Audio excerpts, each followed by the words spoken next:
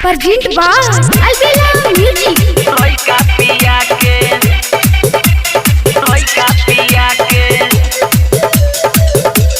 abeto soy capilla que हो बड़ खखुआइल भतार एह राजा सुन हो ना बड़ खखुआइल भतार आवे दो लइका पिया के बड़ खखुआइल भतार आवे दो लइका पिया के बाबे भुखाइल कब से रोतावे चिल्ला के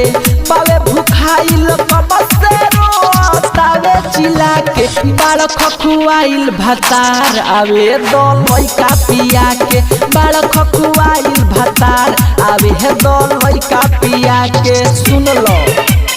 soy capilla que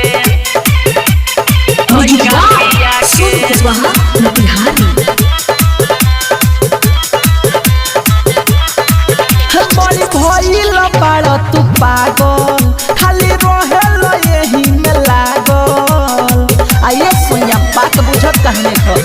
बड़ी भइल बड़ तू पागल खाली रहेल यही में लागल रात दिनवा राखिल तोहके हम खिया के बड़ खखुआइल भतार आवे दो लइका पिया के बड़ खखुआइल भतार आवे दो लइका पिया के बुझलो soy capilla que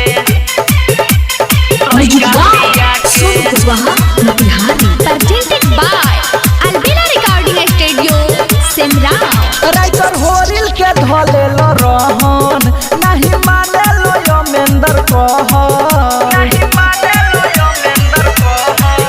writer Horil के धलेल रहन नहीं मानेल यमेंदर कहल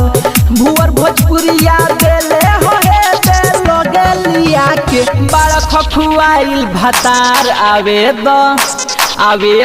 लइका पिया के बड़ खखुआइल भतार आवे दो लइका पिया के बाबे भुखाइल कब से रोतावे चिल्ला के बाबे भुखाइल कब से रोतावे चिल्ला के बड़ खखुआइल भतार आवे दो लइका पिया के बड़ खखुआइल भतार आवे दो लइका पिया के सुन लो।